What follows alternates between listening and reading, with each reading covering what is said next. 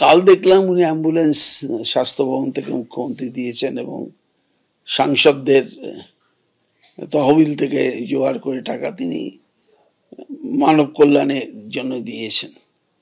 আমি কালকেই সিদ্ধান্ত নিয়েছি, আমি জানি না আজকে কত খবর নেব, আমার বিধায়ক তহবিলে যে টাকা জমা পড়েছে তার কিছু অংশ রেখে বাদ বাকিটাই আমি চিফ মিনিস্টারের হাতে ফেরত দিয়ে দেবো।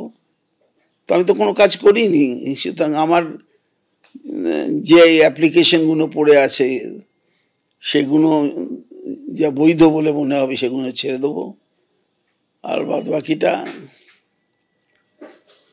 মুখ্যমন্ত্রীর কাছে পাঠিয়ে দেবো, যাতে অ্যাম্বুলেন্স তিনি যেটা দিচ্ছেন তাতে অন্তত আমিও কিছুটা দিলাম, তাতে নিশ্চয়ই কিছু কেনা যাবে। 100টা কিনেছেন, আমি হয়তো 5টা কিনে দিতে পারবো, 10টা কিনে দিতে পারবো, উনি কিনে দেবেন। আর বেহালা পশ্চিমের বিদ্যাসাগর হাসপাতালের জন্য একটা দেবেন, এইটা আমার আবেদন।